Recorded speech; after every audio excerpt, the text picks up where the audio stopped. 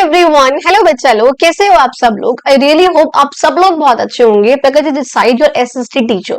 देखो बच्चों, आज की वीडियो में हम लोग करने वाले हैं आप लोगों की क्लास 8 की एसएसटी की न्यू बुक का चैप्टर नंबर 3 होने वाला है ये, the rise of Marathas.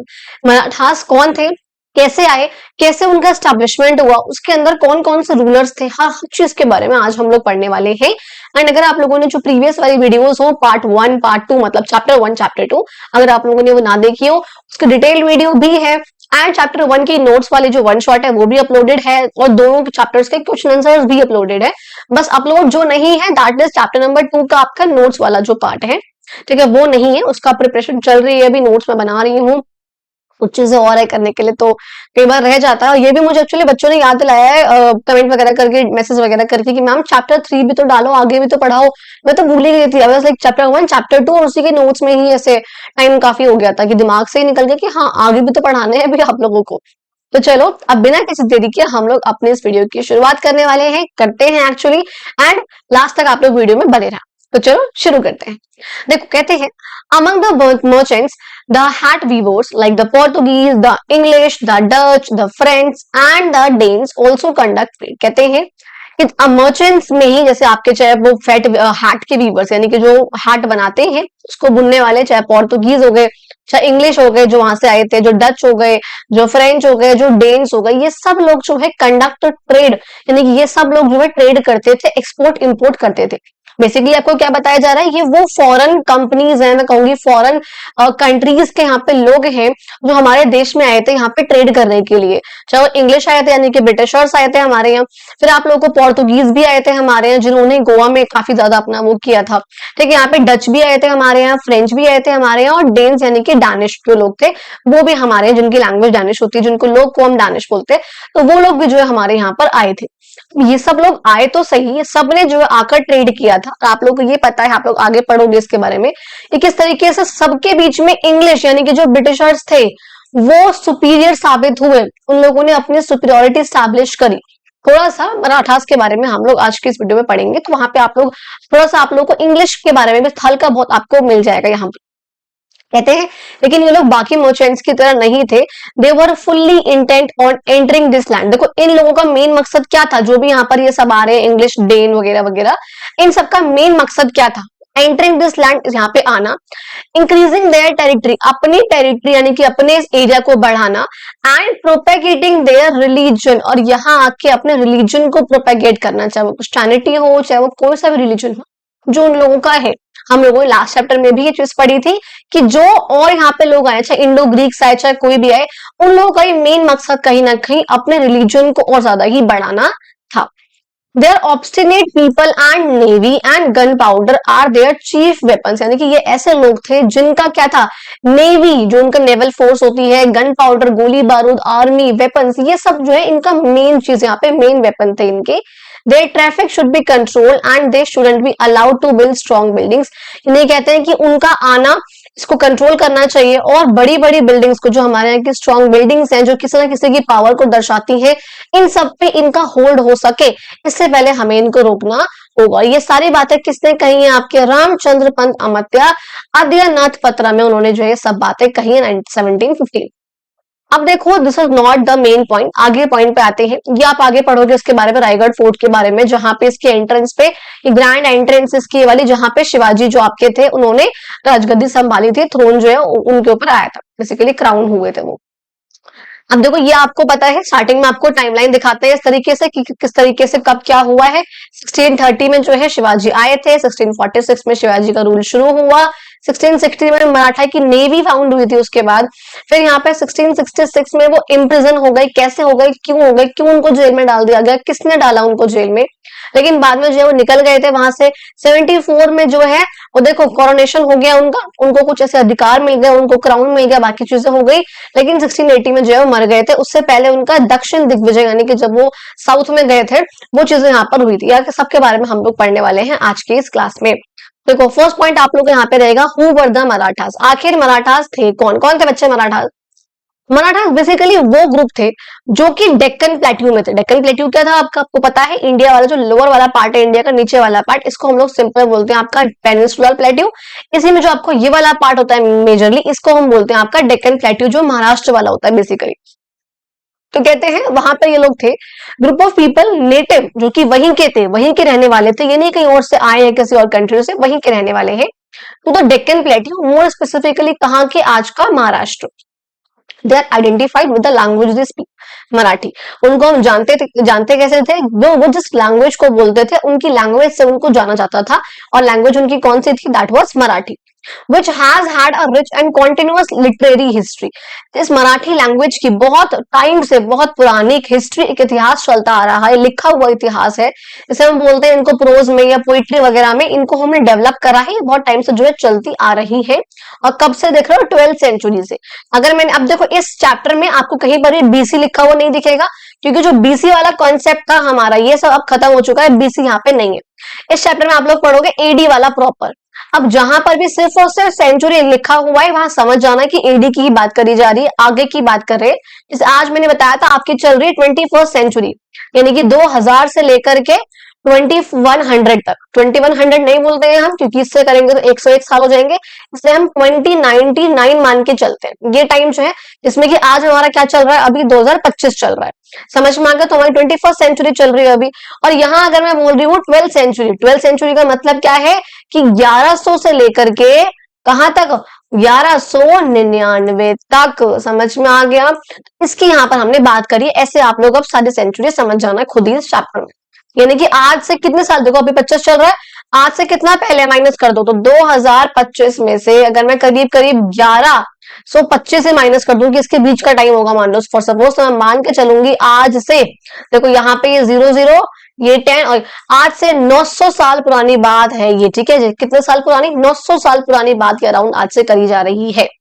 Chapter में आप लोग यही पढ़ोगे किस तरीके से पावरफुल पॉलिटिकल एंटिटी बनते हैं ये, इसके बाद 12th सेंचुरी के बाद किस तरीके से स्टैब्लिश होते हैं, और खासकर की 16th सेंचुरी में किस तरीके से आते हैं, क्या चीजें होती है, सब आप लोग पढ़ने वाले हैं। तो आप लोगों को टेंशन बिल्कुल भी नहीं लेनी है, ठीक है जी, ओके जी।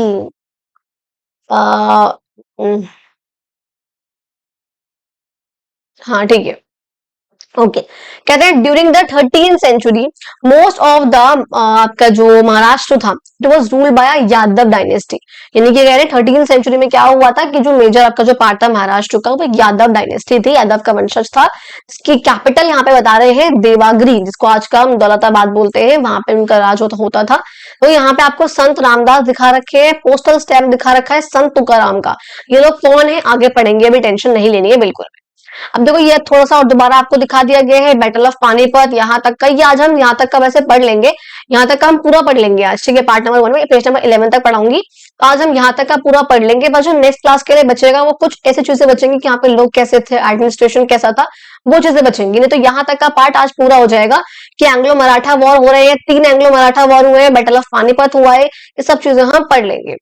अच्छा, कहते हैं यादव डायनेस्टी 14th सेंचुरी में ओवरकम कर दी गई बाय द खिलजी सल्तनत फ्रॉम दिल्ली। यानी कि आपको पता है खिलजी सल्तनत थी दिल्ली में, दिल्ली सल्तनत का पार्ट था, इसने जो है आकर यादव को जो है ओवरकम कर दिया, इसको यहाँ से हटा दिया।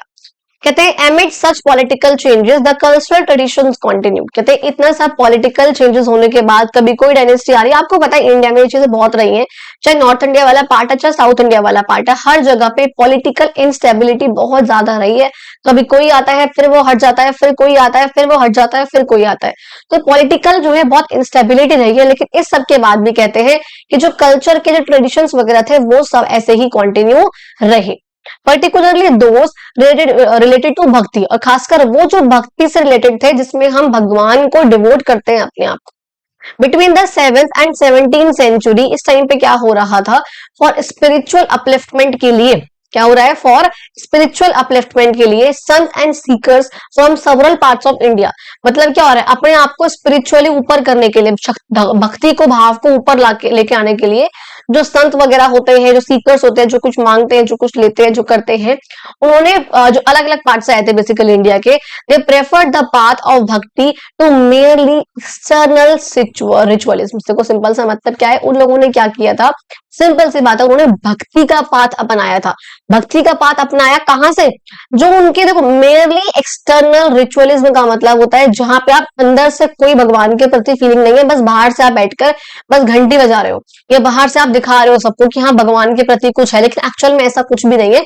उसको हम ये चीज बोलते हैं कि मेयरली, बहुत रेयरली वो चीज थी, एक्सटर्नली बस दिखाने वाला चीज है कि हाँ बाहर हमें रिचुअल करके दिखा रहे हैं, लेकिन एक्चुअल में भक्ति अंदर नहीं है। तो ये चीज जो उस टाइम पर हुई थी, ये जो संत थे अलग अलग सेक्शन से आ रहे थे सोसाइटी के, कंपोज डिवोशनल सॉन्ग्स, इन्होंने ऐसे कुछ सॉन्ग जैसे हम भजन कहते हैं वो बनाए थे, पोइट्री वगैरह करी थी उन लैंग्वेजेस में जो सब बोलते हैं, मास्टर्स यानी कि जो सबकी लैंग्वेज है उस लैंग्वेज में उन्होंने भजन बनाए, उस लैंग्वेज में उन्होंने पोइट्री लिखी, which allowed their message to travel far and wide. यानी कि ऑब्वियस सी बात है, अब अगर मान लो फॉर सपोज मैं महाराष्ट्र की हूँ, फॉर सपोज मैं नॉर्थ इंडिया की हूँ, नॉर्थ इंडिया की मैं हूँ, लेकिन मैं गई हूँ महाराष्ट्र, मैं शिफ्ट हो गई हूँ महाराष्ट्र, और मेरा जो प्रोफेशन है वो भक्ति वाला ही है, भगवान के मार्ग पे चलने वाला, मेरा अपना वो वाला है।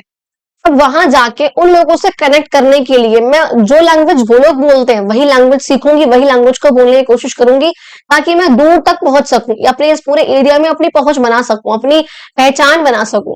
तो ये इन लोगों ने किया था कि उनकी लैंग्वेजेस में जो उन्होंने सीखना बोलना शुरू करा, पोइट्री लिखना या भजन करना उस लैंग्वेज में शुरू करा, ताकि वो लोग उस वाले एरिया तक बहुत दूर दूर तक पहुंच सके, सब लोगों तक। देखो यहाँ पूछ रहे हैं कि आपने कहीं भक्ति वर्ड सुना है क्या? आपके कोई ऐसे भक्ति संत है जिसको आप मानते हो, काफी आपने उनकी लाइफ से कुछ सीखा है, उनकी टीचिंग्स आप काफी उनको फॉलो करते हो, वो मैसेज जो बोलते हैं आप उसको सुनते हो, समझते हो उनकी बातों को? सो या definitely I am a very spiritual person, ठीक है, तो मेरे को बहुत ज्यादा है इन सब चीजों से।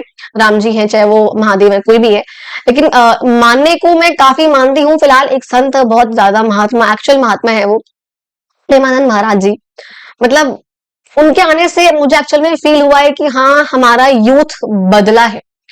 तो अगर मैं कहती हूँ किसी की आपको वीडियो नहीं देखनी, आपको किसी की संत की बात नहीं सुननी, आप किसी की बात नहीं सुनना चाहते हो, आप उनकी बात सुनो। वो बहुत ज्ञानी है, वो किसी चीज के बारे में आपको मिस इन्फॉर्मेशन नहीं देंगे, कोई गलत ज्ञान वो आपको नहीं देंगे। और वो ये नहीं कहते हैं कि हाँ आप मुझे कुछ प्रसाद चढ़ाओ या ऐसे कुछ भी नहीं, उसको मिलने तक के लिए कोई पैसे नहीं रखते हैं, आपको जिस वृंदावन जाना है, ठीक है, मैं मिली नहीं हूँ, लेकिन हाँ मुझे जाना है, उनके दरबार में जाना है, सुबह 5 बजे का जो लगता है वो एक्सेट्रा कई चीजें होती हैं, तो या ठीक है देखेंगे, वहां भी जाएंगे जरूर, ठीक है। चलो पढ़ लेते हैं। तो हाँ अगर आप लोग ऐसे किसी को आप किसी को मानते हो इतना, आपके कोई भक्त हो, कोई संत वगैरह, तो आप कमेंट बॉक्स में बताना जरूर कि हाँ हम इनको फॉलो करते हैं। और प्रेमानंद महाराज जी को लेकर आपके क्या व्यूज है, आप क्या मानते हो, उनकी बात को सुनते हो नहीं सुनते हो? अगर नहीं सुनते हो तो एक बार जरा सुनना, एक बार कुछ वीडियो देखना उनकी।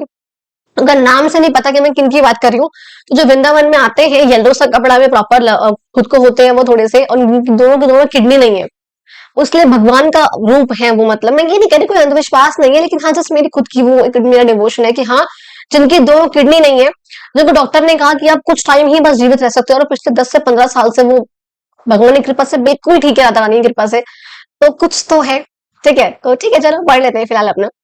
कहते हैं इन महाराष्ट्र मैनी संत लाइक ध्यानेश्वर, नामदेव, तुकाराम, रामदास, जिसके आपने नाम भी ऊपर पढ़े हैं, तो ये सब क्या है, ये सब संत थे। इन्होंने पॉपुलैरिटी गेन करी थी इस टाइम पे। They help translate important text, इन लोगों ने हेल्प किया था किस लिए? इन्होंने ट्रांसलेट किया था कुछ इंपॉर्टेंट एपिक्स, कोई इंपॉर्टेंट टेक्स्ट को, चाहे वो आपके उपनिषद क्या होते हैं, बेसिकली टीचिंग्स होती हैं, जो किसी भी टीचर की कुछ टीचिंग है, जिन्होंने आपको जो उन्होंने कुछ ज्ञान दिया है, जो उन्होंने कुछ सिखाया है, वो टीचिंग्स को हम बोलते हैं सिंपली अच्छा आपका उपनिषद। मान लो फॉर सपोज बहुत पुराने यहाँ पे गुरु होते थे, वो जिनमें अपने कुछ ज्ञान लिख रहे हैं, जो बता रहे हैं आपको, दैट इज कॉल्ड उपनिषद। तो उनको उन्होंने ट्रांसलेट करा था। अब देखो कहाँ के हैं, महाराष्ट्र के हैं, तो ट्रांसलेट किसमें करेंगे? ऑब्वियसली बात है मराठी लैंग्वेज में ट्रांसलेट करेंगे। भगवत गीता को ट्रांसलेट किया था किसमें? मराठी लैंग्वेज में किया था, ताकि जो उनकी फिलॉसफी है, जो बातें हैं, वो एक्सेसिबल हो सके, यानी कि पहुंच सके, कहां तक? लोगों तक पहुंच सके। समझ में आया? कहते हैं some also focused on social organisation, जो कुछ ये संत थे इन्होंने फोकस किया था सोशली ऑर्गेनाइज करने में, लोगों को ऑर्गेनाइज करने में, और पॉलिटिकली उन लोगों को अवेयर करने में, जिस तरह से पहले के सिख गुरु ने किया था। जब जो आपको पता है आपके 10 सिख गुरु हैं आपके, ठीक है, इस तरीके से आपके जो आपके उनके होते हैं, सिख लोगों के होते हैं, गुरु गोविंद सिंह, गुरु तेज बहादुर, ये सब जो है उनके गुरु हैं। तो जिस तरह उन लोगों ने सोशली लोगों को ऑर्गेनाइज करा था, एक साथ लेकर आए थे, पॉलिटिकली उन लोगों को अवेयर किया था, ऐसे यहाँ पर इन संतों ने किया। इन सब की वजह से क्या हुआ, देखो सब लोगों को ज्ञान बांट रहे हैं, मराठी लैंग्वेज में जो है सब लोगों तक वो चीजें पहुंच रही है, ज्ञान पहुंच रहा है उन लोगों तक, आपस में लोग ऑर्गेनाइज हो रहे हैं, एक साथ आ रहे हैं।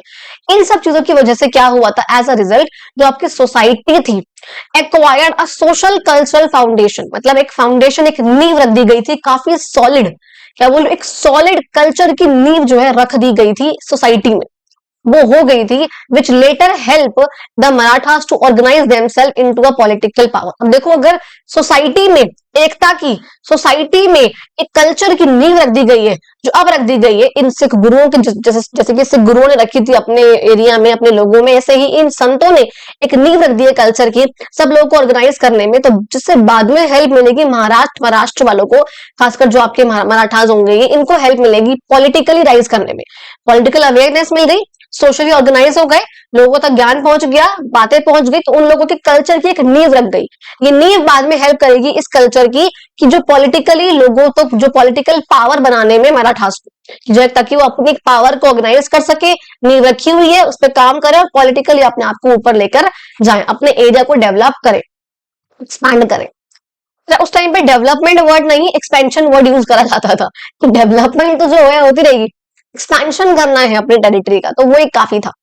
बाय द 17th सेंचुरी, यानी कि 17th सेंचुरी बोला मतलब 1600 से लेकर के बच्चा 1699 की बात कर रही हूँ, उस टाइम पे क्या हुआ था, सब Maratha chief made early attempt at establishing sovereignty. इस टाइम पे क्या हो रहा था, जो मराठा चीफ थे वो बार बार कोशिश कर रहे थे किसकी, अपनी सोवर्निटी को एस्टेब्लिश करने की। सोवर्निटी का मतलब क्या होता है, इंडिपेंडेंट पावर, कि उनके पास पावर है कि वो अपने डिसीजंस खुद ले सकते हैं, उसको स्टैब्लिश करने की बहुत वो लोग कोशिश कर रहे थे, लेकिन वो बार बार अनसक्सेसफुल प्रूव हो रहे थे। कब तक, अंटिल, तब तक जब तक शिवाजी यहाँ पर पावर में नहीं आए और मराठास को एक साथ नहीं लेके गए। अब क्वेश्चन आता है भैया, आखिर आखिर आखिर ये शिवाजी थे कौन, कौन शिवाजी, नहीं इसको पढ़ते हैं, foundation of Maratha power and the rise of Shivaji. कहते हैं 1630 में Shivaji was born in the Bhosle clan. अब देखो प्लीज आप लोगों को इसका नाम, आपको इनका जो क्लैन कौन सा है, क्लैन का मतलब बेसिकली क्या होता है, ग्रुप। तो ग्रुप है, जैसे आज के टाइम पे कास्ट होती है ना, तो हम कह सकते हैं कि मान लो बनिया इज अ कास्ट, बनिया इज अ, जनरल में भी एक कास्ट है बनिया, उस बनिया में भी हालांकि बहुत अलग अलग प्रकार के बनिया होते हैं, अग्रवाल हो गए, चाहे वो मित्तल हो गए, चाहे एक्सेट्रा एक्सेट्रा, मतलब बहुत कुछ होता है। इन बनिया में भी कुछ आई थिंक कुछ 12 सिंगा करके कुछ होते हैं, although I don't believe in this caste system इतना ज्यादा, लेकिन हाँ थोड़ा सा जैसे बात होती है घर में तो पता है कि हाँ ये चीजें होती है, प्रेवलेंट है हमारे खासकर नॉर्थ इंडिया में कास्ट सिस्टम, मतलब बहुत कुछ एवरीथिंग, तो वो चीज वाली बात है। तो कहते हैं 1630 में शिवाजी जो थे वो भोसले क्लैन में, आपसे एमसीक्यू में ये चीज पूछ सकते हैं। अच्छा उससे ऊपर आप लोगों को याद रखना है कि आखिर आप सपोज मान लो अगर बताऊं कि क्या आप ऊपर की तरफ से आप याद रख सकते हो, तो हाँ आप बस याद रखो कि कहाँ पे थे मराठास, कहाँ पे थे वो लोग, एंड बस ऊपर इससे आज सच कुछ याद रखने का नहीं है, आगे ही आएगा जो एक्चुअल में आपको याद रखने का है और जहां से आपके एमसीक्यू या फिर क्वेश्चन बन सकते हैं। इसको हम डिस्कस करते हैं प्रॉपरली नोट्स वाली वीडियो में कि हाँ क्वेश्चन एक्स्ट्रा क्वेश्चन वगैरह, लेकिन फिर भी ठीक है याद रखो, यहाँ भी बता दूं तो कोई दिक्कत थोड़ी है। कहते हैं आपके शिवाजी आए थे, भोसले क्लैन में बॉर्न हुआ था, फादर थे उनके शाहजी एंड मदर थी उनकी जीजाबाई, तो क्या पता आपसे इनका नाम भी पूछ सकते हैं। At the time, Shahaji served the Deccan Sultanate and was often away from his family. कहते हैं उस टाइम पे जब इनका बर्थ हुआ था शिवाजी का, तो जो इनके फादर थे शाहजी, वो डेक्कन सल्तनत जो थे, जो हमने लास्ट चैप्टर में पढ़ी हुई है, उनके अंडर जो है काम कर रहे थे, अपनी फैमिली से जो है वो दूर रहते थे। मीनवाइल उस टाइम पे क्या हो रहा है, उनके जो जागिर है, अब देखो जागिर क्या होता है मैंने बता रखा है पहले भी, जागिर क्या होता है, मान लो एक लैंड का पीस है जो कि दे दिया गया है किसी पर्सन को कि इस लैंड से पे जो भी आप काम कराओ और जो भी यहाँ से काम होकर जो पैसा मिलेगा, टैक्स मिलेगा, वो आप कलेक्ट करो और उससे आप अपना देखो आपको क्या करना है क्या नहीं करना है, लेकिन जब नीड होगी तो आप किंग की भी हेल्प कर सकते हो, तो उसे हम सिंपली बोलते हैं वो। तो कहते हैं यहाँ पे क्या होता है, एक लैंड का आपको जो है पीस दे दिया गया है, ठीक है, पीस ऑफ लैंड है वो। जागिर क्या था, बेसिकली पीस ऑफ लैंड जो कि देता था वो कोई किंग ने दिया है किसी नॉबल को, किसी सोल्जर को, और उसके बदले यानी कि उस जागिर से वो टैक्स कलेक्ट करते। जिनके पास जागिर है वो कौन होंगे, जागीरदार होंगे, हमने ये चीज पढ़ी हुई है। जागिर क्या बेसिकली, यानी कि इनके फादर थे शाहजी, उनके पास एक जागिर था, एक लैंड का पीस था, यहीं पर जो है आपके शिवाजी वगैरह ये लोग रहते थे। कहते हैं शिवाजी ग्रू अप, यहाँ पे इन्हीं जागिर में हुए थे वो, under the watchful eyes of Jijabai, लेकिन जीजाबाई की आंखों के सामने, और कुछ जो ट्रस्टेड ऑफिशियल्स थे उन लोगों के सामने जो है इनका बर्थ हुआ, इन्होंने यहाँ पे ज्ञान पाया, कुछ चीजें सीखी, यहाँ पे अच्छी वैल्यूज गुड एजुकेशन जो है इन्होंने यहीं पर ही सीख ली थी। सीखने के बाद कहते हैं इस टाइम पर the Pune region was deeply affected by constant infighting between Deccan सल्तनत whom the Marathas served। कहते हैं इस टाइम पर क्या हो रहा था, पूना में बार बार कॉन्टिन्यूसली लड़ाइयां हो रही थी, किसके बीच में, डेक्कन सल्तनत के बीच में। डेक्कन सुल्तान जो है जिनके अंदर उनके फादर वर्क कर रहे थे वो, ठीक है, जो जिसके अंदर जो है मराठा सर्व कर रहे थे बेसिकली सारे, which cause much hardship for the common people, जिससे जो नॉर्मल लोग वहां पे थे। आप सोचो अगर आपके एरिया में कॉन्टिन्यूसली लड़ाइयां चल रही है, प्रॉब्लम तो जो है कॉमन लोगों को होगी, आम लोगों को, हम जैसे लोगों को। तो वही जो एक चीज उस टाइम पर भी थी। कहते हैं when he was just 16। अब देखो यहाँ से हम बात करेंगे बच्चा आपके शिवाजी की, कि शिवाजी की लाइफ में क्या हुआ, कैसे हुई चीजें, उसकी बात करेंगे। कहते हैं जब वो 16 के हुए, शिवाजी लॉन्च मिलिट्री कैंपेन। उन्होंने क्या किया था, शिवाजी ने मिलिट्री कैंपेन लॉन्च करे थे। अच्छा ये देखो ब्रिटिश के म्यूजियम में ब्रिटिशर्स ने भी अपने यहाँ पे शिवाजी के बारे में कुछ चीजें यहाँ पर कही हुई है, आगे भी पढ़ोगे आप लोग, लंदन गैजेट वगैरह में उन्होंने लिखा हुआ था उसके बारे में, उनके बारे में। तो बेसिकली 1680s के ब्रिटिश के म्यूजियम में पेंटिंग जो है वो लिखी और लगवाई गई है आज भी। और ये पेंटिंग जो है 1680s की, जब उनका ऑलमोस्ट उनकी डेथ हो गई थी शिवाजी की। कहते हैं उन्होंने जो है 16 के जब वो थे तो उन्होंने मिलिट्री कैंपेन्स लॉन्च करे थे।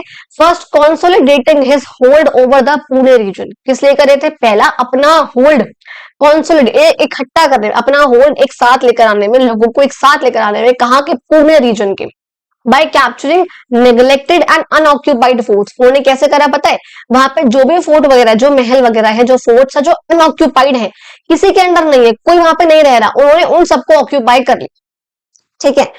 एंड स्ट्रेंथन करा अपने डिफेंसेस को, यानी कि अपनी आर्मी को, जो लोग उनके साथ लड़ाई में काम दे रहे हैं, लड़ाई में हेल्प कर रहे हैं, उन लोगों को और स्ट्रेंथन करा। His vision of sovereign kingdom और स्वराज्य, जो उनका विजन था, जो उनका नजरिया था, जो उनका दूर का मैं कहूंगी टारगेट था, उनका एम था, उनका गोल था, वो था सोवरन किंगडम, एक इंडिपेंडेंट किंगडम बनाना, स्वराज्य, अपना खुद का राज्य बनाना। ग्रू ओवर द इयर्स, इनका जो विजन था ये वाला ये बढ़ता रहा, जिसकी वजह से उन्होंने क्या करा, मतलब बेसिकली जो दिखाता है उनके पॉलिटिकल एस्पेक्ट्स को भी देखोगे अभी आप, इकोनॉमिक रूप से उन्होंने क्या करा और कल्चरल रूप से उन्होंने क्या करा अपने इस सोवरन किंगडम के ड्रीम को, एम को पूरा करने के लिए। ये आपको दिखा रखा है यहाँ पे सिंधुगढ़ फोर्ट है, यहाँ पर ये दिख रहा है आपको पूरा का पूरा, क्या ये सिंधुगढ़ फोर्ट है, गोवा के किनारे, मतलब बेसिकली महाराष्ट्र और गोवा के बॉर्डर पे ये आपको दिखा रखा है। ये नेवल फोर्टिफिकेशन यहाँ पर जो महाराष्ट्र ने करी उस मराठास, बार बार मराठास को महाराष्ट्र बोले जा रही, पता नहीं क्या दिमाग चलता है कई बार।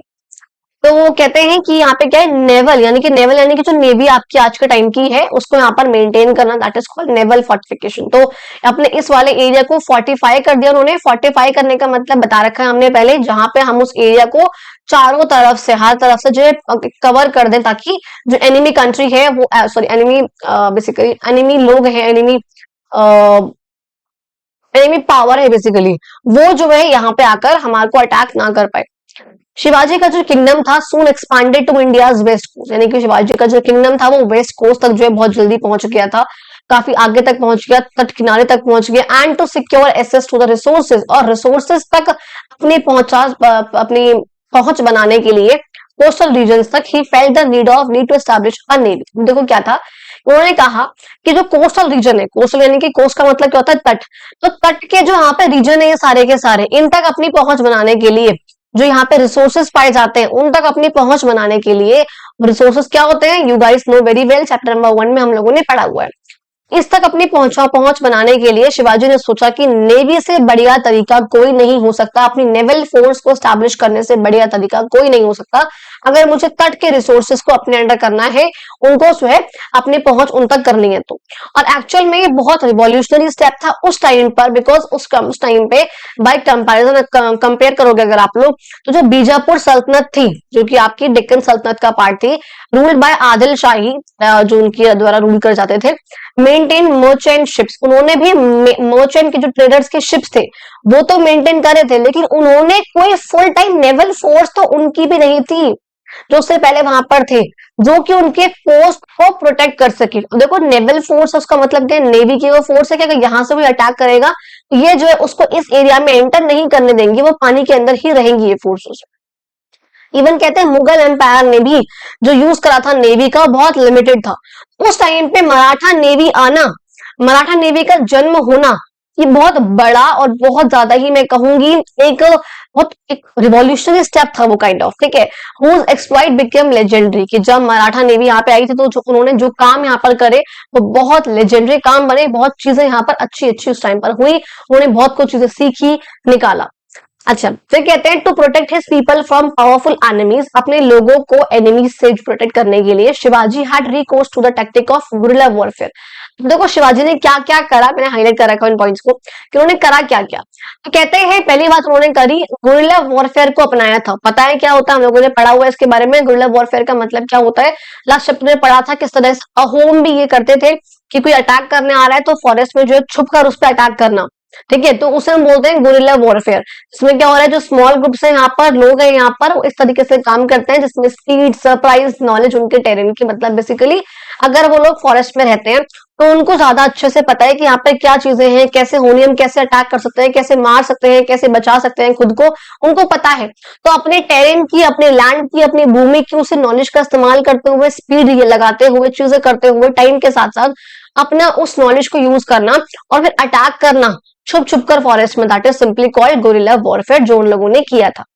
His successor soon invited the wrath of Bijapur सल्तनत।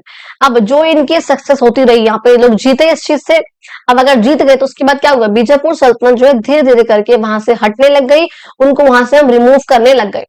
विच हैज सेंड, अब देखो अब इसने क्या करा कि बीजापुर सल्तनत ने बाद में क्या करा था, अपने एक वेटरन जर्नल को, वेटरन का मतलब क्या होता है, एक ऐसा पर्सन जिसको एक पर्टिकुलर काम में बहुत लॉन्ग टर्म से उसको एक्सपीरियंस रहा हो, तो जर्नल था वो इंसान, उसको जो है भेजा था, जिसका नाम था अफजल खान, अफजल खान या अफजल खान उसका नाम था। इसको जो है उसने भेजा था बीजापुर सल्तनत ने इसका सामना करने के लिए, किसका, शिवाजी का। अब शिवाजी ने पता है क्या किया था, शिवाजी ने उसके उनके एडवाइजर्स ने बेसिकली, जो उनके आस्थान जो काम करते हैं उनके साथ साथ, उन लोगों ने ना कन्विंस कर लिया, मना लिया था अफजल खान को कि वन ऑन वन मीटिंग करेंगे, एक सामने सामने यहाँ पर मीटिंग होगी आपके शिवाजी के साथ, तो आपने जो प्रतापगढ़ का फोर्ट है आप वहां जाओ। अब वो फोर्ट कहाँ पर है, थिक फॉरेस्ट के बिल्कुल पास में, थिक फॉरेस्ट जो बिल्कुल घना जंगल है वहीं पर जो प्रतापगढ़ का फोर्ट है, तो आप उसके नीचे जो है जाओ, बिल्कुल जंगल वाला एरिया है वो, उसके फुट में, यानी कि बिल्कुल मान लो यहाँ पर अगर फोर्ट है ऊपर, तो आपको फोर्ट पे नहीं जाना, आपको नीचे वाला जो फुट वाला एरिया है नीचे वहां जाना है, और नीचे क्या आपका जंगल है, यहाँ पे जो है जाने के लिए रेडी कर लिया। और यहाँ पर जैसे वो आता है अफजल का जो शिवाजी है वो अफजल खान को मार देते हैं बिल्कुल, और जो लोग माउंटेन में छुपे हुए थे सबके सब उन जंगलों में छुपे हुए हैं, वो सब गुरिल्ला अटैक यहाँ पर करते हैं, और जो इसकी अफजल खान की आर्मी थी उसको भी मार देते हैं। तो ये एक औजार है यहाँ पर, वाक नाक जिसे हम कहते हैं, टाइगर्स क्लॉ कहते हैं, ऐसे पकड़ के इसको ऐसे करके और यूं मारते हैं इसको ऐसे करके, इसी का इस्तेमाल किया था शिवाजी ने अफजल खान को मारने के लिए। तो ये भी यहाँ पे दिखा रखा है। कहते हैं इसके बाद जो है क्या हुआ था मुगल नोबल मैन जो थे शाइस्ता खान, इनका नाम पहले आपने आई होप सुना होगा। शाइस्ता खान ने क्या किया था, इनोवेट कर दिया था शिवाजी के टेरिटरीज में। इसके बाद इस पर अटैक करने के लिए जो मुगल के नोबल मैन थे, जो मुगल की नोबल क्लास थी, बेसिकली हायर क्लास थी, उसने इन्वेट करा, वो कहाँ पे घुस गए, मतलब बेसिकली शिवाजी के टेरिटरी में, जो शिवाजी का एरिया है मराठा वाला, वहां जो है वो घुस जाते। देखो महाराष्ट्र वाला, मतलब दिमाग देख रहे हो, महाराष्ट्र की जगह मराठा बोल रही हूँ, मराठा की जगह महाराष्ट्र बोल रही हूँ, with a big army for 3 years। मतलब बेसिकली कह रहे हैं शाइस्ता खान ने, आप सोचो 3 साल तक उनका फोर्ट जो है घेर के रखा, बार बार आ रहे हैं यहाँ पे कब्जा करने के लिए, मारने के लिए, बस सब चीजें यहाँ पर करने के लिए, एंड फाइनली सिर्फ और सिर्फ कुछ सोल्जर्स से शिवाजी ने रात को जाकर उनके कैंप पे अटैक करते हैं, वो शाइस्ता खान के कैंप पे, और जो वहां से माना जाता है ऐसा कि जो खान है वो वहां से बच के ही निकल गया था वहां से वो, और लेकिन हालांकि जो कुछ उसकी उंगलियां थी, उंगलियां जो है कुछ उसकी कट गई थी, और ऐसा मानते हैं कि महाराष्ट्र से जो है बाद में वो चला ही गया था। तो बेसिकली क्या हो रहा है कि शिवाजी ने दिमाग लगाया, उनको पता है कि भाई मेरे पास आर्मी कम है, सोल्जर्स कम है, लेकिन जो यहाँ पर मेरे पे अटैक करने के लिए शाइस्ता खान आया है, जो मुगल का नोबल मैन है, इसके पास बहुत बड़ी आर्मी है। तो दिन में, मतलब बेसिकली उन्होंने बहुत टाइम लिया टैक्टिक को बनाने में, इस चीज को यहाँ पर सब फॉर्म करने में बेसिकली, और एक रात को जाकर उनको जहां पे उन लोग कैंप में ठहरे हुए थे वहां रेड डाली, और रेड डाली का तो ये नहीं पैसों की रेड डाली, मारने के लिए सब लोगों को पहुंच गए एकदम से, लोग सो रहे हैं यहाँ पे, चीजें हो रही है, सबको जो है मारते गए, जो उठे उनको मारा, और बाद में जो ये था आपका शाइस्ता खान था, इसकी उंगलियां कुछ जो है काट दी थी बैटल में, जो है कट गई, और वो जो है भाग गया वहां से। इसको हम आज के टाइम की सर्जिकल स्ट्राइक के रूप में मानते हैं, उतना डेयरिंग काम था ये। सर्जिकल स्ट्राइक का मतलब क्या होता है, मान लो कोई भी यहाँ पे स्ट्राइक हो रही है जो किसी एक पर्टिकुलर एरिया पे हो रही है, कि इस पर्टिकुलर एरिया पे जो ये वाले लोग हैं सिर्फ इन्हीं को नुकसान होना चाहिए, जो आसपास के लोग हैं उनको कोई नुकसान नहीं होना चाहिए, that is simply called surgical strike. अच्छा, कहते हैं एज अ रिटेलिएटरी एक्शन, जो यहाँ पर 3 साल तक ये अटैक यहाँ पर बार बार वो करते रहे। देखो मतलब क्या हो रहा है, 3 साल तक वो बार बार जो शाइस्ता खान था वो उन पे अटैक कर रहा था, लेकिन वो हार जा रहा है, फिर अटैक कर रहा है, फिर हार जा रहा है, फिर हल्का बहुत बैटल हो रहा है, फिर वापस वो जाता है। ये सब चीजें हो रही थी। तो जैसे ही एक रात उनको मौका मिला उनको मारने का, वो मारने पहुंच गए शिवाजी थे। लेकिन रिटालिएट करते हुए, इसका बदला लेते हुए, जो 3 साल से अटैक चल रहे थे, शिवाजी जो है कहा जाते हैं सूरत पे अटैक कर देते। और सूरत क्या था उस टाइम की, मुगल्स की बहुत इंपॉर्टेंट सिटी थी और बहुत वेल्दी पोर्ट सिटी थी। देखो सूरत है, गुजरात आपका एरिया है, यानी कि गुजरात वाला एरिया यहाँ पर है आपका सूरत। अब देखो यहाँ पर अगर कोस्ट पे सूरत है तो इसमें पोर्ट है, वो पोर्ट सिटी है जहां से आप शिप्स वगैरह को भेजते हो अलग अलग जगहों पे ट्रेड कराने के लिए। मुगल एम्पायर काफी वेल्दी पैसे वाली सिटी यहाँ पर ये थी। यहाँ पे there he obtain enormous treasure. जब यहाँ पे वो जाते हैं, शिवाजी जो है सूरत पे अटैक करते हैं, यहाँ पे इनको बहुत खजाना मिलता है। ऑलमोस्ट कह सकते हैं कि उस टाइम का 1 करोड़ रुपया, जो कि आज के टाइम की बहुत वैल्यू उस टाइम पे रखता है, ऑब्वियसली बात है। However, he was careful not to attack religious places। हालांकि शिवाजी थे वो काफी केयरफुल थे कि हाँ उनको जो रिलीजियस जगह है उनको उस पर अटैक नहीं करना है। And even spared the house of Mohandas Parikh. Even ये नाम सुना आप, आई होप, मतलब मैंने पहले सुना हुआ था तो मैंने यहाँ पे करा कि हाँ ये नाम सुना, मोहनदास पारिक हमें नाम सुना हुआ था बेसिकली। कहते हैं इवन यहाँ पे क्या किया था, स्पेयर यानी कि माफ कर दिया, छोड़ दिया था। मतलब सब पे अटैक करा, लेकिन ना तो रिलीजियस प्लेसेस पे करा, जो आपकी रिलीजियस जगह है, मंदिर वगैरह जो भी है। और जो मोहनदास पारिक थे, जो चैरिटेबल थे, काफी चैरिटी वगैरह वो करते थे, उनके भी घर को जो उन्होंने छोड़ दिया था। He sacked Surat again after a few years. कुछ साल बाद वो दोबारा से सूरत पे अटैक करते हैं। और ये जो इवेंट थे ये इतने फेमस हो गए, उनका सूरत पे अटैक करना, वहां से पैसे लेके जाना, कुछ लोगों को छोड़ देना, रिलीजियस प्लेसेस को छोड़ देना, फिर अटैक करना, ये इतना फेमस हो गया कि लंदन के गैजेट में, देखो लंदन का है आपका यूके, यूके क्या है आपका ब्रिटेन, ब्रिटेन से ही कौन थे आपके इंग्लिश, यानी कि ब्रिटिशर्स जो है जो हमारे इंडिया में आए थे। ये चीज पता है जी? हाँ जी मैम पता है, very good. And English newspaper जो था उस टाइम का, लंदन गैजेट, उसमें जो है ये छपा था आपके ब्रिटेन में, विच कन्वे, जो कि ये बताता था, कन्वे करता था, how Shivaji wrote to all European diplomatic agent in Surat. किस तरह से जो शिवाजी थे वो जो भी आपके यूरोपियन डिप्लोमेट के एजेंट थे, यानी कि यूरोप में रहने वाले जो बातचीत कराने वाले इनफॉर्मल एजेंट थे, उन सबको उन्होंने जो है लेटर लिखा था, बातें लिखी थी, जिसमें उन्होंने डिमांड करा था इमीडिएट प्रेजेंस ऑफ मनी, कि भाई जल्दी से मुझे इतना पैसा ला कर दो। ब्रिटेन से वो मांग रहे थे, क्यों मांग रहे हैं? बिकॉज ब्रिटेन वाले ही हमारे देश का पैसा जो अपने देश में भेज रहे थे, जैसे आप लोगों को पता है। और नेक्स्ट चैप्टर में यही पढ़ने वाले हैं हम लोग, टेंशन बिल्कुल भी नहीं लेनी है। Very good. Fearing which he would return and dream that city, कि अगर तुमने जो मुझे पैसे नहीं दिए तो उस सिटी को बिल्कुल तहस नहस कर दूंगा। ठीक है जी, तो वापस आऊंगा और नष्ट कर दूंगा ये सिटी को, याद रखना अगर मुझे पैसे नहीं मिले तो। The sacking of Surat was a great insult to the might and prestige of the Mughal empire. अब देखो यहाँ से थोड़ी सी हल्की सी प्रॉब्लम क्रिएट होना शुरू होगी। अभी तक शिवाजी जीत रहे थे, अब जो है शिवाजी नहीं जीत पाएंगे। अब यहाँ पे क्या होगा, इसको जो मुगल एम्पायर है अपनी बहुत इंसल्ट मानते हैं बेसिकली। और देखो अभी तक क्या हो रहा है कि इंग्लिश की न्यूज़पेपर में छपा है किस तरीके से ये सब चीजें हो रही है मुगल्स के साथ। ठीक है जी, ये सब चीजें कहाँ पे हो रही है? मुगल्स के लंदन गैजेट में छपा है, जो कि कहाँ पे आपका इंग्लैंड तक भी पहुंचा था। ये यहाँ पे क्या चीजें यहाँ पर हो रही है, ठीक है। और क्योंकि देखो उस टाइम पे जो मुगल्स यहाँ पे राज कर रहे थे, लेकिन यहाँ ब्रिटिशर्स की एंट्री हो चुकी थी। ब्रिटिशर्स की एंट्री बच्चा 1606 में ही हो चुकी है सूरत में। ठीक है, इंडिया में उनकी एंट्री हो चुकी है, तो अभी तो बहुत आगे का टाइम चल रहा है ये, तो ये सब चीज चली रही है, ऑब्वियसली बात है। तो यहाँ पर तो बात यहाँ पर हो रही है मुगल्स की, क्योंकि यहाँ पे एरिया अंडर था वो मुगल्स के, लेकिन ब्रिटिशर्स जो है उसके अंडर भी था, क्योंकि वो जो है मेजर पावर तो वही थे। कहने हैं कि इसलिए यहाँ पर काफी उनको इंसल्ट फील होती है, मुगल्स को काफी इंसल्ट फील होगी अपने प्रेस्टीज की, अपने शान की, मुगल एम्पायर की। इसलिए क्या होगा, जो औरंगजेब था उसने क्या किया था, जय सिंह को भेजा था, जो कि एक राजपूत का जनरल था, शिवाजी को हराने के लिए। अब उससे जो है शिवाजी नहीं जीत पाते हैं, शिवाजी हार जाते हैं, उनको हार स्वीकारनी पड़ती है पुरंदर फोर्ट पे, जो कि पुणे के पास है, और उनको एक ट्रीटी में आना पड़ता है, एंटर करना पड़ता है, एग्रीमेंट साइन करना पड़ता है। ऐसे एग्रीमेंट पे क्या होता है कि he had to give up a sizeable part of his kingdom as his son Sambhaji had to enter Mughal service. कि उसमें उसका जो एग्रीमेंट था उसमें यह हुआ था कि उनको जो है क्या करना होगा, उनको एक बहुत अच्छा अपने किंगडम का एक पार्ट जो उन्होंने कॉन्कर करा है वो मुगल्स को देना होगा। और मुगल सर्विस में जो उनका बेटा है शिवाजी का नेम इज संभाजी, संभाजी राव भी आते हैं। संभाजी जो है इनको जो है इसके हाथ में, मतलब बेसिकली इनको जो है मुगल सर्विस के अंदर एंटर करना पड़ेगा, मुगल्स को इनको सर्विस करना पड़ेगा, या इंडिपेंडेंटली काम नहीं करेंगे, मुगल्स के अंडर जो है काम करेंगे, मुगल की सर्विस देंगे। तो सर्विस देंगे उसको बेसिकली। यहाँ पर ये हुआ है कि अभी तक सब कुछ अच्छा चल रहा था, वो अटैक करते हैं सूरत पे, बाद दोबारा अटैक करते हैं, पैसे लेके जाते हैं, बाद में जो बात है वो छप जाती है लंदन गैजेट तक, उसमें न्यूज़पेपर जो इंग्लिश का है इंग्लिश तक पहुंच जाती है, ब्रिटेन तक पहुंच जाती है कि हाँ वहां पे मुगल्स के साथ ना ऐसा ऐसा हो रहा है, वो ऐसा ऐसा कर रहे हैं, जिससे मुगल जो है काफी ऑफेंड हो जाते हैं, और ऑफेंड होने के बाद जो औरंगजेब है वो जय सिंह को भेज देते हैं, उससे जो है वो हार जाते हैं, जबकि शिवाजी वॉज परसुएडेड बाय जय सिंह। अब हराने के बाद शिवाजी को जय सिंह ने बोला भैया कि तुम मुगल कोर्ट तुमको आना है आगरा में, क्योंकि आगरा में था इनका मुगल कोर्ट है ना, तो वो जहां पर उनको औरंगजेब के सामने आना होगा और उस मुगल जनरल के आगे भी आना होगा जिसको उन्होंने पहले हरा दिया है। कौन था वो? शाइस्ता खान है ना, तो उसको जो उन्होंने हरा दिया तो इनके सामने जो आना होगा। भाई वो हार गए थे, एग्रीमेंट साइन हुआ तो उनको आना ही पड़ेगा शिवाजी को। शिवाजी आते हैं लेकिन गुस्से में जो है वो कोर्ट से भाग जाते हैं, बिल्कुल मतलब परेशान से हो जाते हैं बिल्कुल। फॉलोइंग विच औरंगजेब, क्योंकि यहाँ पे क्या हुआ था, जैसे वो कोर्ट में आते हैं तो औरंगजेब जो है उनकी बहुत इंसल्ट करता है, और ये इंसल्ट करने के बाद उनको ना हाउस अरेस्ट भी करते हैं कि इन पे जो है प्रॉपर निगरानी रखी जाएगी।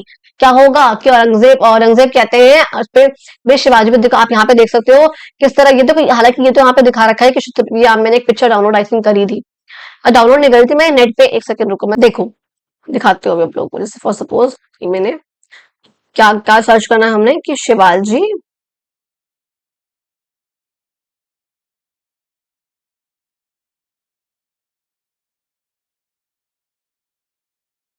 औरंगजेब के कोर्ट में जब वो बाहर, अरे यार हटना,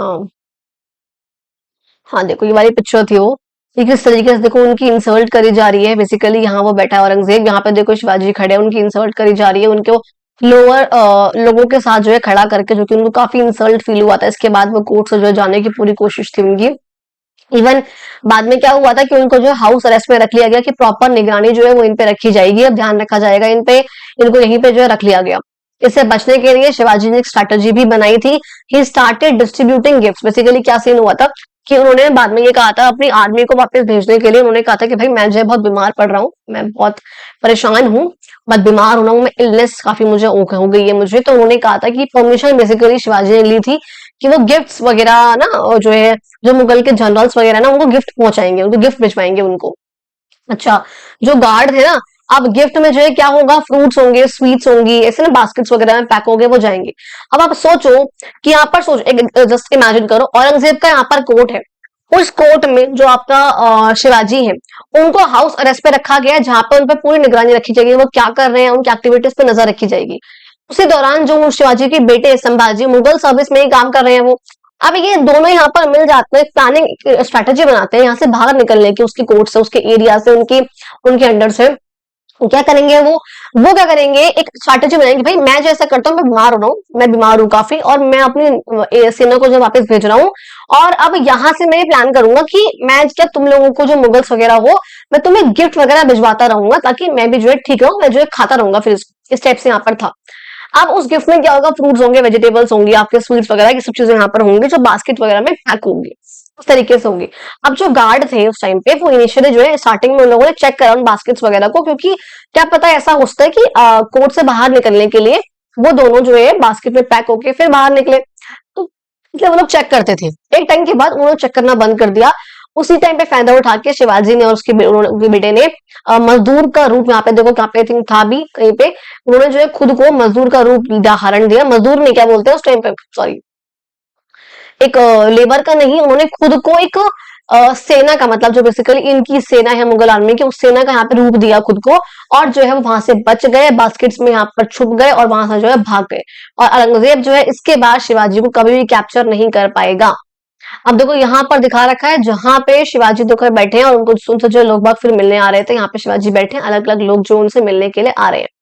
कहते हैं कुछ साल बाद 1674 में क्या होता है, शिवाजी को जो कॉरोनेट कर जाता है, दिया जाता है प्रॉपरली कंप्लीट फुल्ली वैदिक राइट्स, जहां पे उनके साथ कुछ रिचुअल्स वगैरह होते हैं, चीजें यहाँ पर होती हैं, at the strong mountain fortress of Raigarh, जो हमने ऊपर देखा था, वहां पे जो है उनको राजगद्दी दी जाती है। उनका फॉर्मल टाइटल था कॉरोनेशन होने के बाद श्री राजा शिवा छत्रपति, और जिस तरीके से जो आपके पास के रूलर्स थे उन्होंने भी अपना एरा शुरू कर दिया, इन्होंने द राज्याभिषेक शका, ठीक है, इन्होंने भी इसको शुरू कर दिया। इसके बाद कहते हैं Shivaji embarked upon a conquest of south. इसके बाद क्या किया था शिवाजी ने, वो साउथ में गए थे बेसिकली, यानी कि डेक्कन की तरफ जाते हैं, और डेक्कन में इसको हम कहते हैं दक्षिण दिग्विजय, दक्षिण यानी कि साउथ में, दिग्विजय यानी कि विजय हासिल करने के लिए वो जाते हैं, जिसमें आज का जो काफी डिफेंडेड रीजन था, जो कि आज का मान लो नदन तमिलनाडु वाला पार्ट है, तमिलनाडु वाला पार्ट, कर्नाटक वाला पार्ट, देखो वो ऑलरेडी यहाँ पे तो वो ऑलरेडी थे।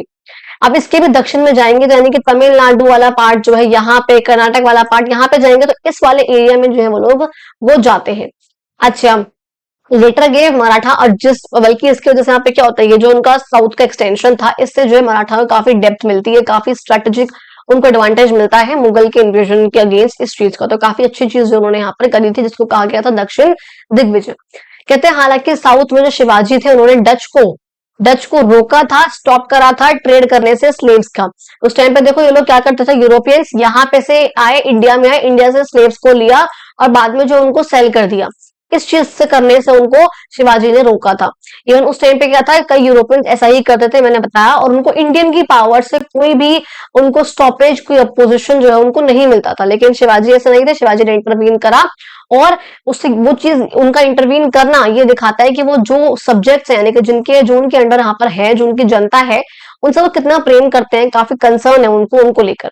अब देखो जैसे एज आई टोल्ड यू, यहाँ पर वो लोग ऑलरेडी थे, इसकी तरफ नीचे की तरफ आते हैं, कोस्ट पूरा का पूरा कर्नाटक वाला पार्ट और नदन तमिलनाडु वाला पार्ट, ये वाला पार्ट जो है कॉन्क्वेर करते हैं। ये बात करी है हमने 1680s की।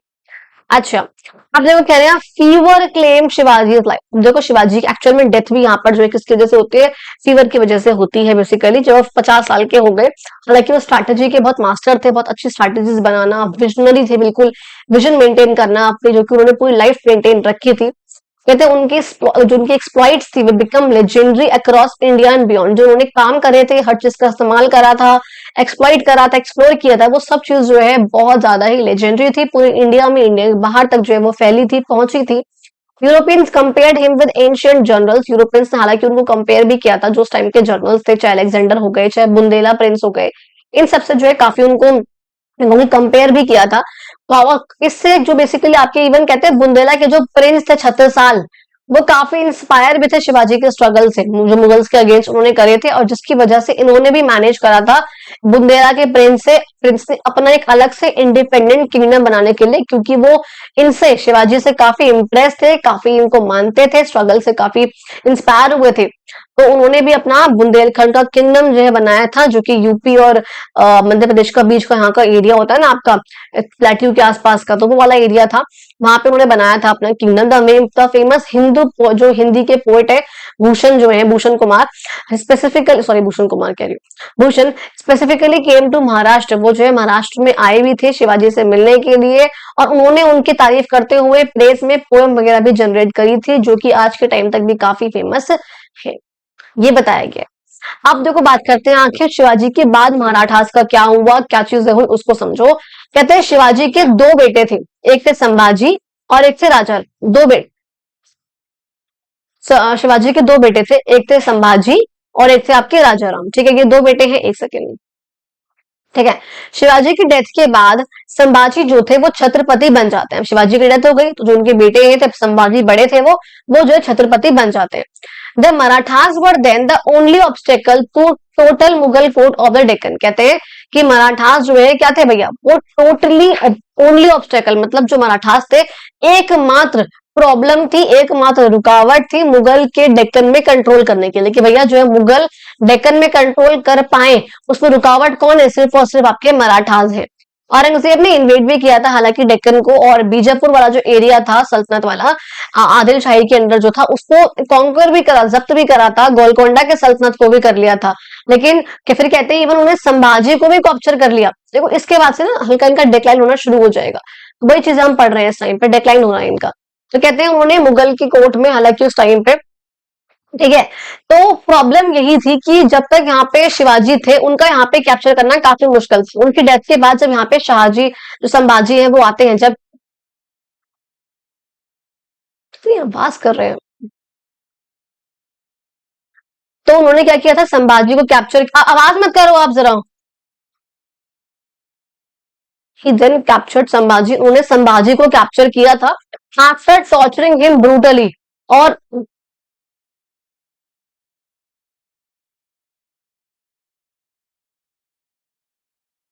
बोलूंगी तो आवाज बंद हो जाएगी, शुरू हो जाएगी, जैसे चुप होंगी आवाज बंद हो जाएगी, इरिटेट कर रहे हैं। कहते हैं ही देन कैप्चर्ड संभाजी, फिर जो औरंगजेब था उसने क्या किया था, संभाजी को कैप्चर कर लिया था और बहुत बुरी तरह उनको टॉर्चर करने के बाद उसको मार दिया था उनको। और जो बाद में उनकी कैपिटल थी रायगढ़, जो मराठा की कैपिटल थी, उसको भी जो उन्होंने कैप्चर कर लिया। बेसिकली यहाँ पे क्या हुआ, शिवाजी के डेथ के बाद जब संभाजी आते हैं, संभाजी को जो है मेन पॉइंट ये था, औरंगजेब ने उनको टॉर्चर करा, एग्जीक्यूट कर दिया, और जो उनकी कैपिटल थी रायगढ़ उसको भी कैप्चर कर लिया। संभाजी के बाद जो राजा राम थे वो यहाँ पे छत्रपति बनते हैं और वो गिंजी चले जाते हैं, जो कि आज का तमिलनाडु वाला पार्ट है। मुगल मराठा का जो कन्फ्लिक्ट था वो पूरे के पूरे साउथ इंडिया में जो है फैल चुका था। मराठास ने काफी स्टॉन्चली डिफेंड किया था अपने फोर्ट्रेस को, काफी लॉयल तरीके से, काफी लड़कर, काफी स्ट्रगल के साथ उन्होंने अपने जो महल वगैरह थे उन सबको डिफेंड करा था, and often had the upper hand over the Mughals in battles and skirmishes। कहते हैं इवन मुगल से हल्के से ऊपर ही थे वो, बैटल भी किया, लड़ाई हुई, लेकिन उसमें जो है जीते भी, और अच्छा खास जो है अच्छे तरीके से उन लोगों ने डिफेंड भी किया था अपने बैटल्स को, जो लड़ाइयां हो रही हैं और छोटी मोटी जो फाइट्स वगैरह हो रही है उन सबको। Aurangzeb was thus unable to leave the Deccan and died without having succeeded in subduing the Marathas. Aurangzeb जो है यहाँ से जा नहीं पाया था, यहीं पे जो है मर गया था बिना मराठास को हराए।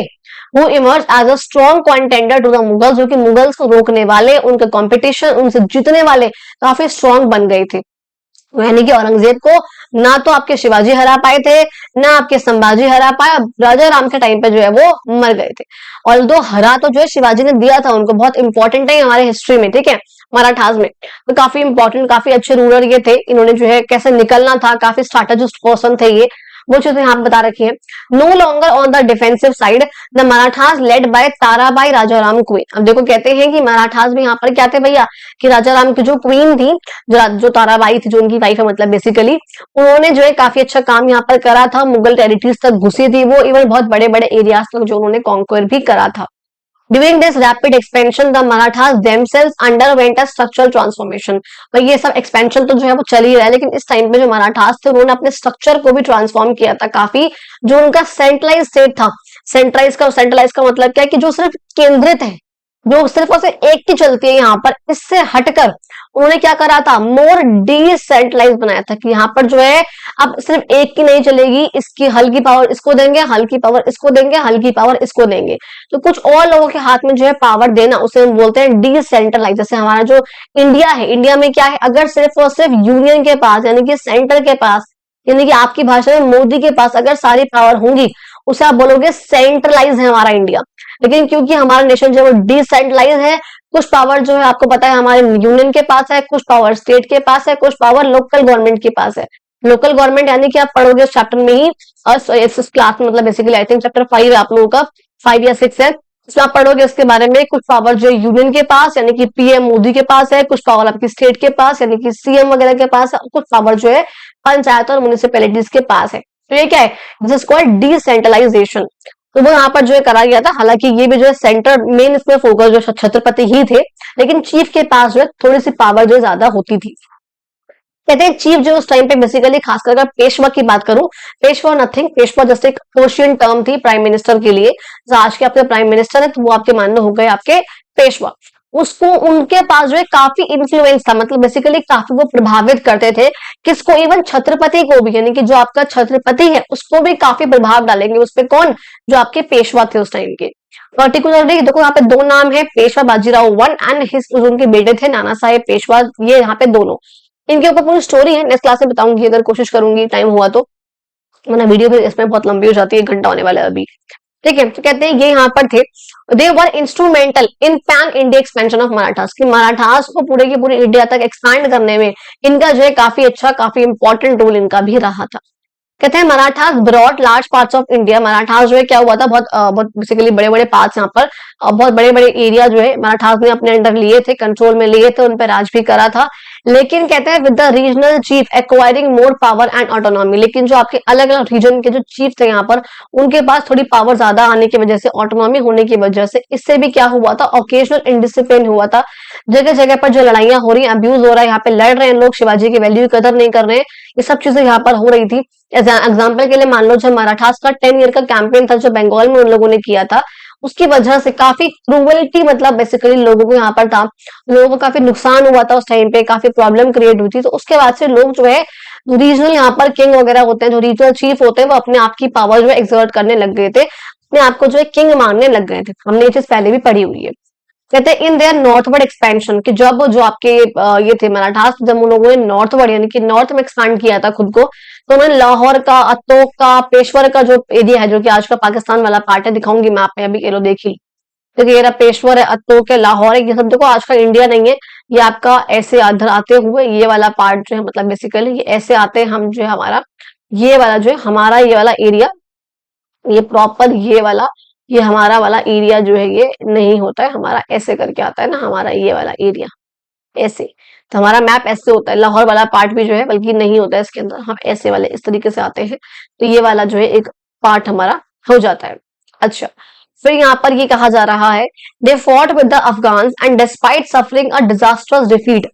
अब देखो यहाँ आप पढ़ोगे बैटल ऑफ पानीपत के बारे में, third battle of Panipat. Actually basically आप लोगों ने चैप्टर में, इससे पहले चैप्टर में 2 बैटल ऑलरेडी पढ़ रखे हैं, 2 बैटल जो हुए थे पानीपत के, आप लोगों के यहाँ पे थर्ड बैटल की बात यहाँ पर करी गई है, ठीक है, जो कि मराठास के बीच में हुआ था, और जो वहां से अब अहमद शाह अब्दाली आए थे उनके बीच में हुआ था, अफगान का जो था। तो इन दोनों के बीच में यहाँ पर हुआ था, थर्ड बैटल हुआ था, जिसमें जो है काफी बुरी तरह से मराठास हार गए थे, लेकिन तब भी उन्होंने काफी बहुत जल्दी रिकवर करा था। पेशवा माधवराव वन के टाइम पे ये हुआ था, काफी रिकवर उन्होंने करा।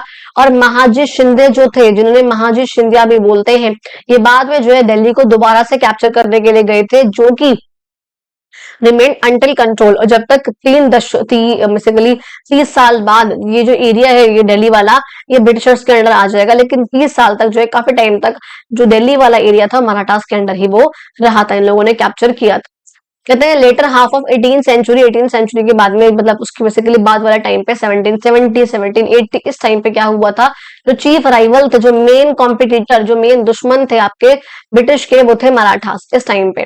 तो यानी कि इस वजह से यहाँ पे 3 एंग्लो मराठा वॉर भी हुए थे, एंग्लो यानी कि इंग्लिश के बीच में, और मराठा यानी कि मराठास के बीच में, इन दोनों के बीच में यहाँ पर वॉर हुए थे, 3 वॉर हुए थे, उनको कहा जाता है एंग्लो मराठा वॉर, 1775 से लेकर के 1818 तक। और जिसके बाद रिजल्ट क्या होता है पता है इसका, मराठास हार जाते हैं और ऑलमोस्ट प्रॉपर खत्म ही हो जाते हैं, उनका एग्जिस्टेंस ही बेसिकली खत्म हो जाता है। 30 साल तक जो है इनके अंदर रहेगा काफी एरिया, लेकिन जैसे यहाँ पर इंग्लिश का यहाँ पर होगा, इनके वॉर होंगे, तो यहाँ पर होता ही है कि मराठास की जो डिसयूनिटी थी वो बहुत बढ़ जाती है, जो अंदर ही यहाँ पर लोगों के बीच में यूनिटी नहीं है, एक एकता की भावना नहीं है, वो बढ़ जाएगी। और जो यहाँ पर ब्रिटिशर्स की हमें एबिलिटी दिखेगी, हमें उनकी जो उन्होंने हासिल किया है वो दिखेगा, चाहे वो टेक्नोलॉजी में सही, चाहे लोगों को अपनी अपनी स्किल्स को ऑर्गेनाइज करने में सही, किसी भी चीज में, और वो सक्सीड हो जाएंगे मराठा की पावर को बिल्कुल खत्म करने में। इन इफेक्ट कहते हैं ब्रिटिशर्स जो है क्या करेंगे, India from the Marathas, Marathas से बिल्कुल जो इंडिया को ले लेंगे। इवन जितना मुगल्स ने भी नहीं लिया था, इससे ज्यादा बड़ा एरिया किसके अंडर आएगा, बाद में ब्रिटिशर्स के अंडर आ जाएगा। ये देखो ये इतना बड़ा एरिया हो गया था मराठास के अंडर, लेकिन ये सब जो उनसे, ये वाला एरिया, फिर ये वाला एरिया, फिर ये वाला एरिया, ये सब किससे कौन ले लेगा, एंग्लो मराठा वॉर करके इंग्लिश जो है वो उनसे ले जाएंगे। कहते हैं आपको पता है नाना फडणवीस थे, जो कि बहुत पावरफुल ऑफिशियल थे यहाँ पे पेशवास के अंडर, उनको मानते हैं कि उन्होंने जो है पहली बार एंटी ब्रिटिश अलायंस बनाया था, ऑर्गेनाइज करा था। इवन कहते हैं वही even United with old adversaries, जो इवन जो पुराने दुश्मन थे, चाहे वो हैदर अली हो गए मैसूर के, इनके साथ जो भी बेसिकली इनके साथ भी वॉर होते हैं, जैसे हम बोलते हैं एंग्लो कार्नेटिक वॉर्स, ठीक है, ये यहाँ पर होते हैं एंग्लो इंग्लिश वालों के और मैसूर वालों के साथ, हैदर अली के साथ और निजाम वगैरह के साथ। इन्हों में इनको भी जो है इन्होंने इस प्रोसेस में जो इंक्लूड कर लिया था। यहाँ पर देखो ब्रिटिश के ऑफिसर इस तरीके से सरेंडर कर रहे हैं नाना फडणवीस के सामने और महाजी शिंदे के सामने पहले एंग्लो मराठा वॉर में, लेकिन बाद में जो एक्चुअली चीट वगैरह कर देते हैं ये, तो प्रॉब्लम यहाँ पर हो जाती है, सब यहाँ पे खता खराब हो जाता है, और यही लोग जो है बाद में फिर हरा हरा देते हैं मराठास को, ठीक है। तो आज की क्लास में हम लोगों ने इतना ही पढ़ा। बीच में कई बार आई थिंक फास्ट नहीं हुआ, लेकिन हाँ शायद थोड़ा सा मुझे वो हुआ बिकॉज तो वो मेरी भी पर्सनल प्रॉब्लम है। खैर ठीक है। तो अगर आप लोगों को वीडियो अच्छी लगी हो, आपने वीडियो एंड तक देखी हो, बीच में थोड़ी सी जो इश्यूज आए, जो प्रॉब्लम आई, उसको नजरअंदाज करते हुए ठीक है, तो नेक्स्ट टाइम मैं ध्यान, मतलब बेसिकली इश्यूज क्या है, मतलब इश्यूज बस ये है कि मैं बोलते बोलते मेरी वॉइस डाउन हो गई मेरी, क्योंकि तबीयत मेरे को हल्की सी हो जाती है कई बार, तो वो हो गया थोड़ा सा। लेकिन I will try my best कि अगली बार से ऐसे ग्लूकॉन डी वगैरह लेकर बैठा करूं मैं, ठीक है, कि मैं ठीक रहूं, मुझे प्रॉब्लम ना हो कोई इस टाइप की। बाकी अगर आप लोगों को वीडियो अच्छी लगी हो, वीडियो आपको समझ में आया हो बहुत अच्छे से, आपको यहाँ तक का चैप्टर क्लियर हो गया हो, इसको हम लोग नोट्स वाले पार्ट में और एक बार दोबारा से ब्रीफ में भी पढ़ लेते हैं ऑल्दो, लेकिन यहाँ तक आप लोगों को समझ में आया हो, चैप्टर नंबर 3 का पार्ट नंबर 1 था ये। आई रियली होप आप लोगों को समझ में आया हो। अगर अच्छा लगा हो तो वीडियो को लाइक करो, चैनल को सब्सक्राइब करो, अपने फ्रेंड्स को शेयर करो और कमेंट करके जो वीडियो कैसी लगी और आप कौन से भक्ति संत को जो है वो मानते। ठीक है जी, तो चलो मिलते हैं अपनी अगली क्लास में, तब तक के लिए आप लोग अपना ध्यान रखो। Bye bye.